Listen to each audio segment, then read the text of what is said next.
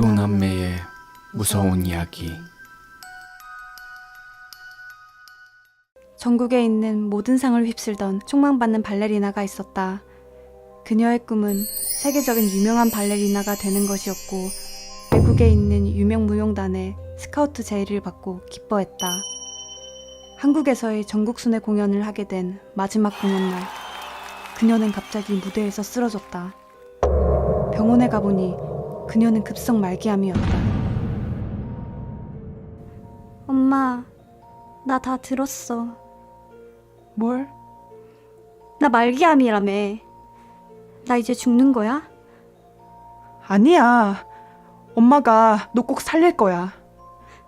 드디어 내가 원하던 무용단에 들어갔는데, 내 꿈이었는데, 나 이제 발레 못하는 거야? 엄마가 너 꼭 춤출 수 있게 해줄게. 걱정하지 마. 나 그렇게 무대 망친 거 너무 속상해. 마지막으로 무대 완성하고 싶어. 마지막으로.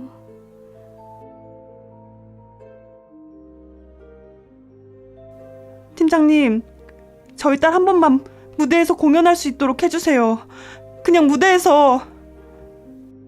어머니, 저도 너무 안타깝게 생각합니다. 걸을 수 있다면 언제든지 무대를 사용해도 괜찮습니다. 감사합니다. 딸의 치료는 계속되었지만 이미 손쓸 수 있는 상태가 아니었기 때문에 죽음만을 기다리며 병석에 누워 고통스러운 나날을 보내고 있었다. 그녀의 어머니는 춤을 추지 못하는 것에 슬퍼하는 딸을 보면서 딸이 다시 춤출 수 있게 하는 것이 소원이었다. 어머니는 모든 의학적인 방법으로도 딸을 치료할 가망이 없자 고민 끝에 딸과 함께 유명한 무당을 찾아갔다.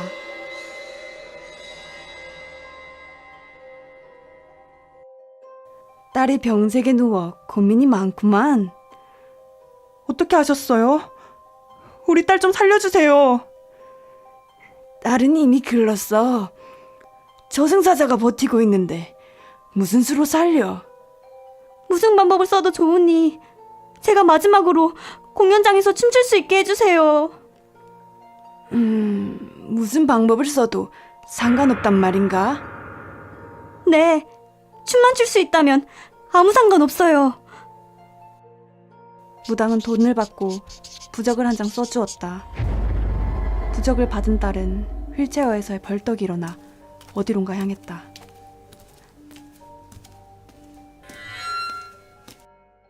딸이 간 곳은 공연장이었다.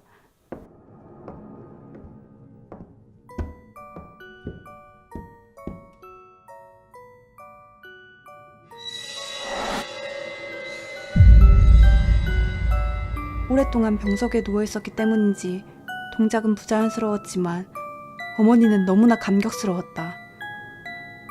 어머니는 그런 딸의 모습을 사진으로 찍어 남겼다.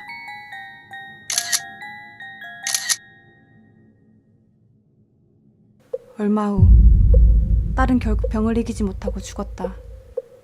어머니는 딸을 그리워하며 마지막으로 춤을 추던 딸의 사진을 보았는데 그 사진을 보고 어머니는 경악했다. 사진에는 딸의 몸을 이리저리 움직이고 있는 귀신이 웃고 있었기 때문이다.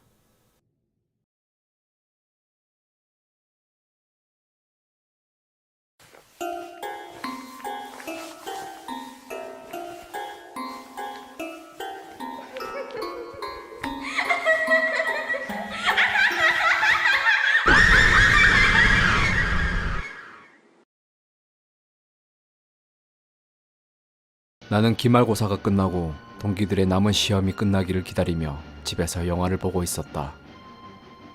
작년 여름에 나왔던 영화였는데 꽤 무서웠다. 영화를 다 보고 나니 새벽 2시가 되었다. 애들한테 술이나 마시자고 해야겠다. 수철이 번호가...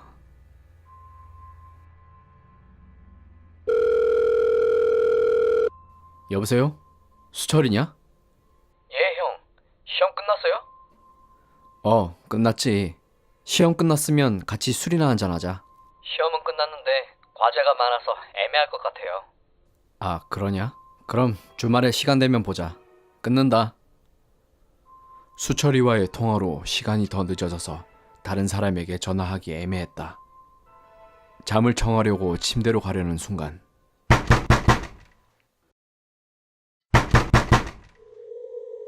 뭐야, 시끄럽게.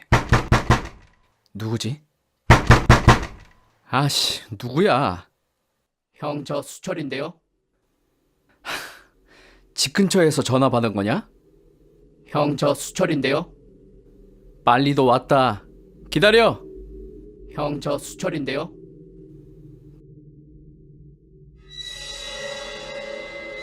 너 누구야? 형, 저 수철인데요. 온몸에 소름이 돋았다. 문 밖에서 들리는 목소리는 마치 녹음기를 틀어놓은 것처럼 일정한 톤으로 같은 말만 하고 있었다. 형, 저 수철인데요. 수철아. 그때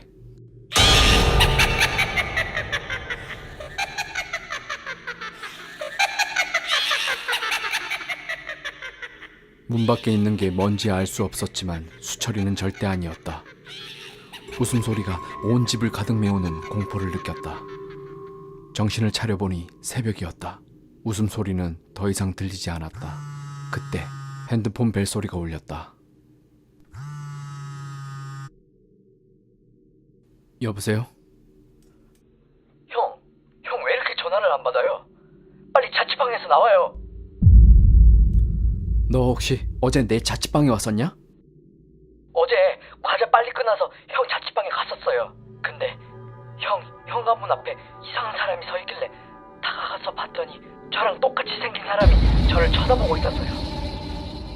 일단 제가 본 게 뭔지 모르겠는데 일단 빨리 나와요, 형. 너네 집으로 갈게. 거기서 보자.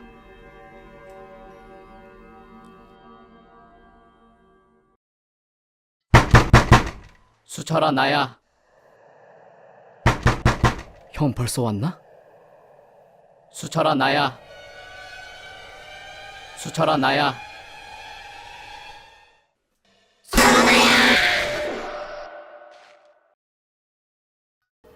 나는 서울에서 일하고 있는 자취한 지 2년 된 29살 은행원이다. 2년 동안 모은 돈으로 작게나마 독립할 수 있었고 새집 이사를 도와준 친구들에게 저녁을 사준 후 밤늦게 집에 돌아왔다. 집에 돌아오자마자 피곤함이 몰려왔고 바로 자기 위해 불도 켜지 않고 침대로 향했다. 내일은 주말이니까 늦게까지 자야지. 침대에 걸터 앉았는데 내 침대 뒤에 인기척이 느껴졌다. 뭐지? 순간 오싹했다. 내가 고개를 뒤로 돌렸을 때 생전 처음 보는 아이가 내 침대 위에서 신나게 뛰고 있는 것이었다. 당황한 나는 아이에게 말을 걸려던 순간 갑자기 소름이 끼쳤다. 신나게 뛰고 있는 아이의 얼굴은 기괴하게 웃는 표정으로 날 똑바로 쳐다보고 있었기 때문이다. 무섭고도 섬뜩한 느낌에 몸은 움직일 생각도 못하고 가만히 있었다. 나는 방을 뛰쳐나와 밖으로 나가려는데 문 밖에서 벨소리가 들렸다.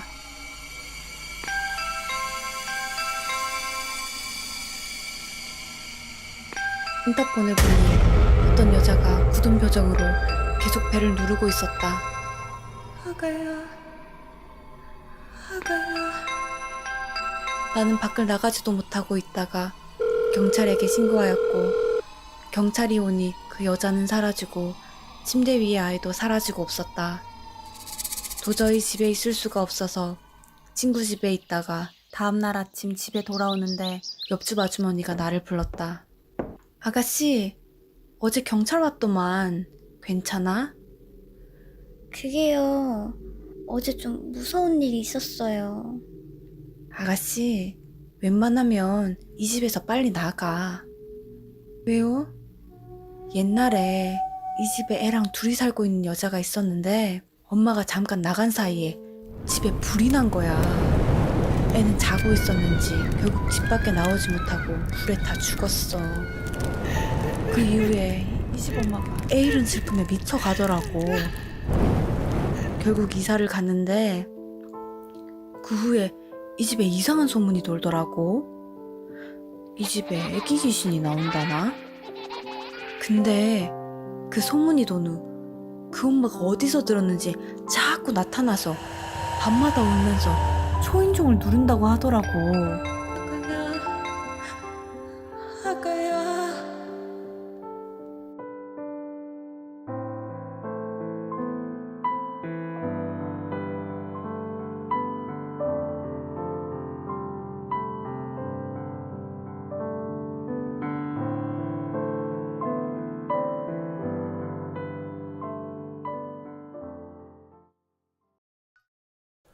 나는 대학생이다.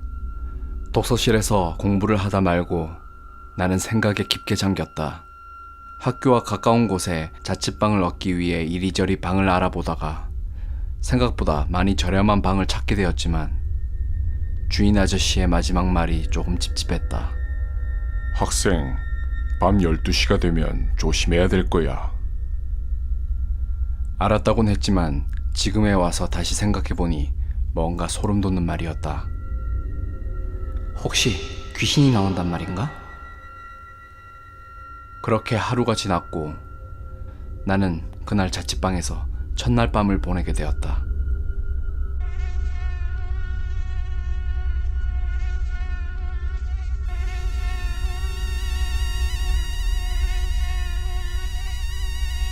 뭐야, 모기잖아. 아이씨, 미치겠네. 그날따라 공부를 많이 해서 그런지 몸이 고단했기 때문에 그냥 자려고 했다. 하지만 모기가 미친 듯이 윙윙거리기 시작했다. 도저히 참을 수 없었다. 나는 일어나서 불을 켰다. 시간을 보니 12시가 되었다. 아저씨가 말한 게 이것 때문인가?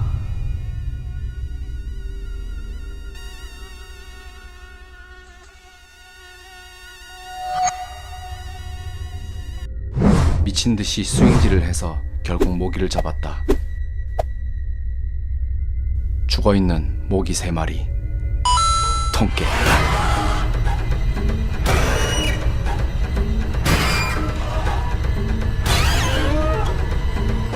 나는 다시 잠자리에 누웠다. 이제 꿀잠 자야지. 그때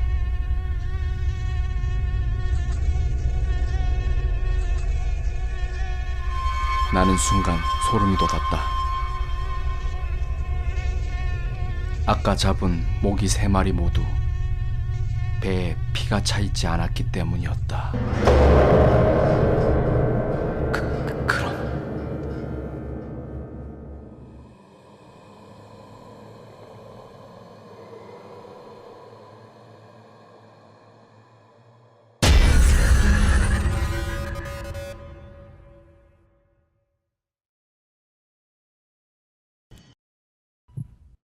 어제 소아과 병동에서 가장 오래 암투병하던 아이가 사망했다.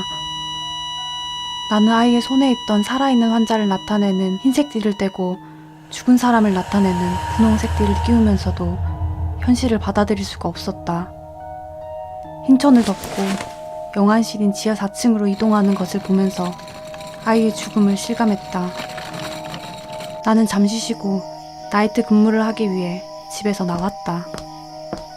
병원에 가까워질수록 싸늘한 느낌이 등 뒤에 느껴졌다. 내가 걸으면 타닥타닥하고 작은 발소리가 들렸다. 병원 입구가 가까워질 때쯤 아이의 목소리가 들렸다. 가지 마세요. 가지 마세요. 어린아이의 목소리였다. 점점 가까워지는 목소리에 소름이 끼쳤다. 내 뒤에 있는 게 어린아이지만 사람이 아닌 건 알 수 있었다. 병원 복도를 뛰며 엘리베이터의 충수가 1층에 있기를 바랬다. 다행히 엘리베이터에 가까워졌을 때 1층에 도착해 문이 열렸다. 운 좋게 안에는 간호사도 타고 있었다. 엘리베이터 안에 들어와서야 나는 나를 따라오던 아이가 누군지 알 수 있었다. 어제 죽은 그 아이였다. 겁에 질려 닫힌 버튼을 계속 눌렀다. 선생님, 왜 그렇게 놀라세요? 저를 쫓아오던 아이가 사람이 아니었거든요. 아, 그렇구나. 귀신을 얘기했는데 간호사의 태도가 덤덤했다. 이상한 느낌이 들었다. 근데 저를 보곤 안 놀라시네요.